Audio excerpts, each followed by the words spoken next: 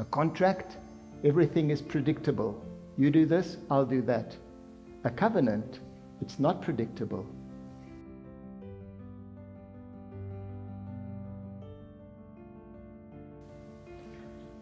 The parable puts before us a domestic situation involving a father and his two sons. There is tension and trouble in this home. We can see that there are relationship tensions, a rebellious youth, sibling rivalry, accusations of favoritism, disputes over inheritance, and an anxious father. Where is the mother, we might ask? Is she listening behind the closed kitchen door? Or is she crying in the bedroom? The parable doesn't tell us. But from what we are told, we can surely identify with one or more of the family tensions depicted in this parable.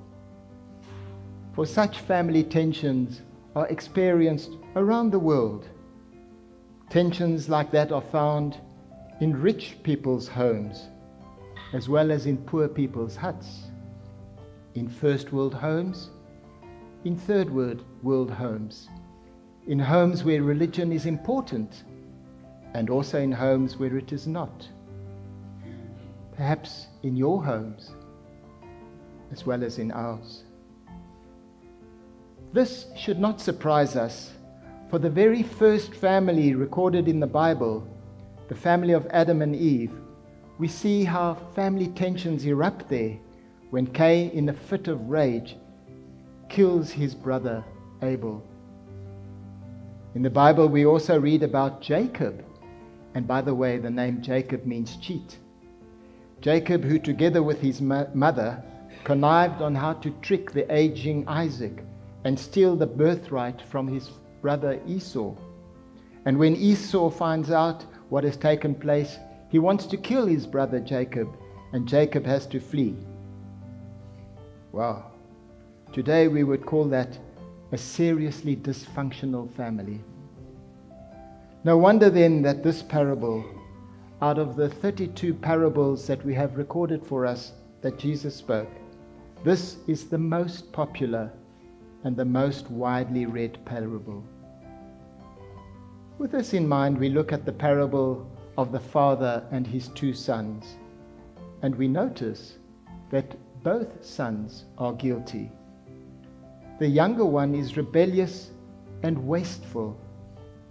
The older one is resentful and stingy. What is the father to do? Is he weak or is he strong? His conceding to the one son's unusual request to get his inheritance early engenders the anger and the resentment of the other brother. It seems that the father is caught between a rock and a hard place. It's not really an unusual place for a father to be in. In hindsight, if the father had not agreed to the younger son's request, it would have prevented the wasting of an inheritance in debauchery and not given cause for the older son to be resentful. But that is not how the parable unfolds. So let us trace the story of each of the two sons and see how basically they are parallel to one another. The further the younger son travels away from his father, the greater his degradation becomes.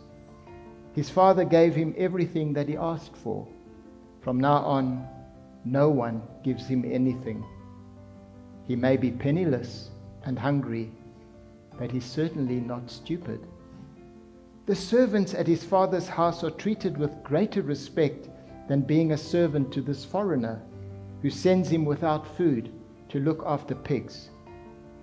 So, quite predictably, he decides to go home and to offer to be a servant in his father's house. But that which is not predictable is the father's reaction. The father runs. Now that's unusual for a father, the head of a family with servants watching, to start running. He looks clumsy as he jogs along. He loses his dignity.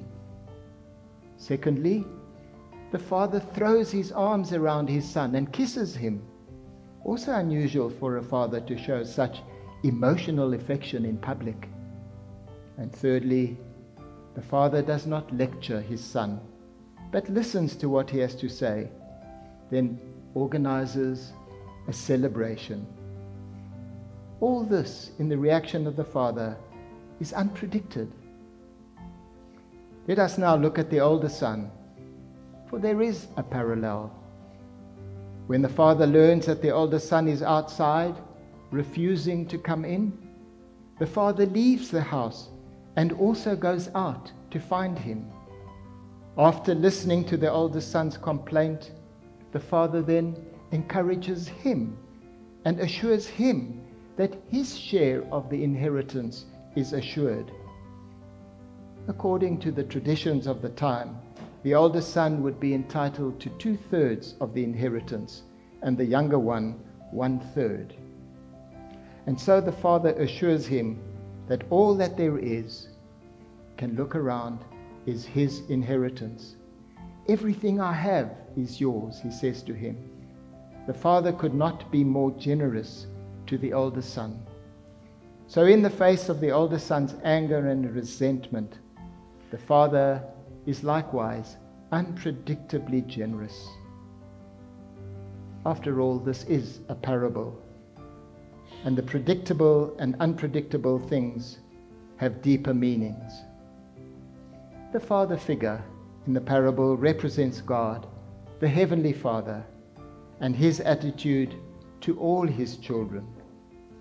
Perhaps we can see aspects of ourselves in one or more of the two sons that are depicted here. The sons are not given names. They could be anybody. Perhaps they could be something like you and me. Perhaps we see in ourselves some of their characteristics. Is there some rivalry that we experience? Some jealousy? Some resentments? Some feelings of not having been treated fairly? Have we been wasteful in some areas of our lives? Realizations that we have messed up here or there? Having described the difference between the son's behavior as predictable and that of the father as unpredictable, we can illustrate and clarify the difference by comparing what a contract is to what a covenant is. A contract, everything is predictable. You do this, I'll do that. A covenant, it's not predictable. A contract balances one person's actions against those of another. When a person wants to buy a car, a contract is drawn up.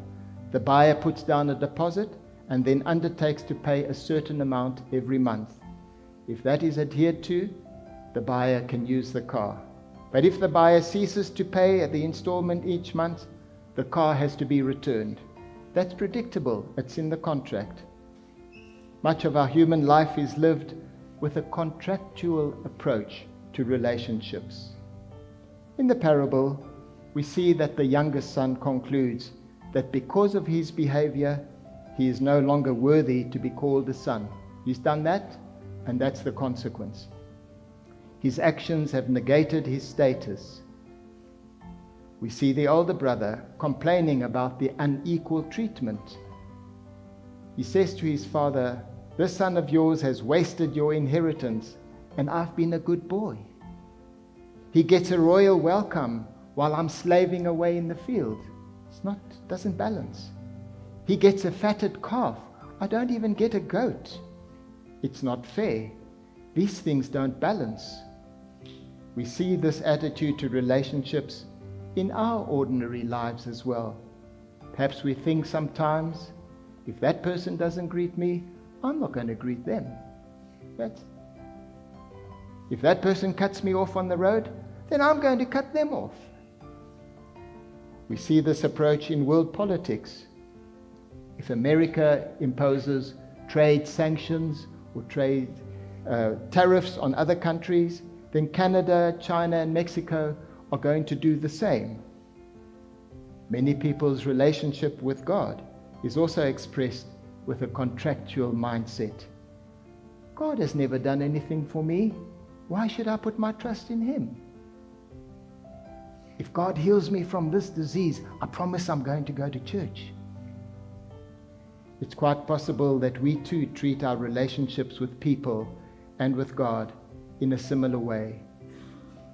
But in the parable, the father's reaction is different.